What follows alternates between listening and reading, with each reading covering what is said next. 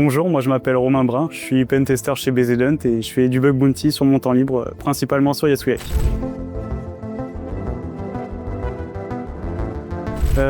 Quand j'étais petit, je me suis mis un peu à bidouiller les ordis pour essayer de jailbreaker ma PS3. Et en fait, en cherchant des tutos, j'ai remarqué qu'on pouvait pirater des ordis et qu'en plus on pouvait en faire un métier. Alors je me suis lancé là-dedans. Le bug bounty, j'ai découvert en rentrant en école d'ingénieur.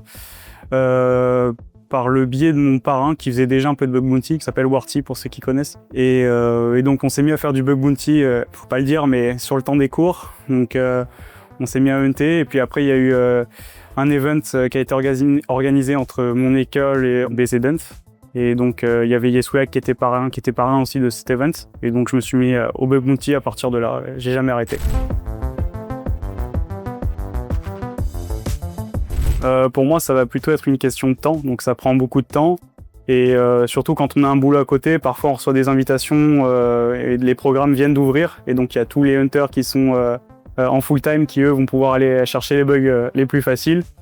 Et derrière, nous, on a peut-être un peu moins de temps pour chercher des bugs valides.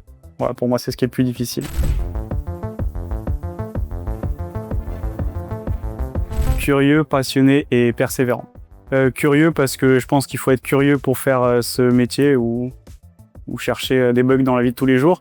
Donc passionné parce que je pense qu'il faut être passionné pour faire ce métier, sinon à la longue ça peut devenir un peu répétitif et puis avec la concurrence et le temps que ça demande, ça peut être un peu démotivant. Et du coup persévérant parce que des fois après une grosse série de duplicates, ça peut être un peu démotivant de se remettre à chercher des bugs, donc il faut garder le mental.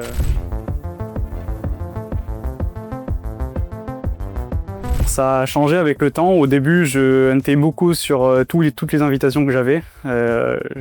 J'ai cherché des bugs à droite, à gauche. Et aujourd'hui, je suis un peu plus discipliné.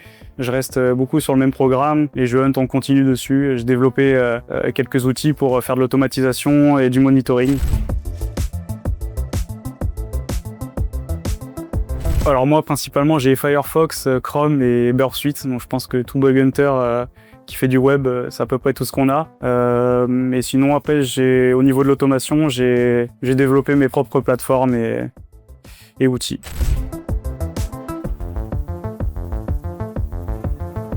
Ouais, du coup, j'ai un petit bug sympa que j'ai trouvé au mois de novembre l'année dernière.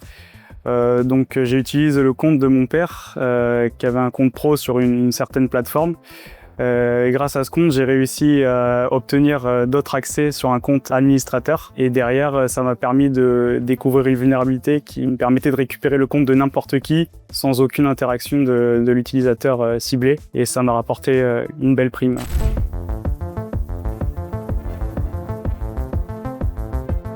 Je pense que pour commencer le bug bounty, il faut déjà avoir quelques outils, des bases en web. Donc pour ça, je recommanderais de faire les dojos d'Yasuyak, clin d'œil, et de faire les labs Burp Suite, donc de Portrugger, qui sont très utiles aussi et qui vous donneront une bonne base pour commencer. Et après, essayez de commencer à chercher des bugs sur un programme. Je sais qu'au début, c'est un peu dur. On se dit qu'il faut des invitations privées pour faire des bugs. C'est pas forcément vrai, même si c'est vrai que ça peut aider.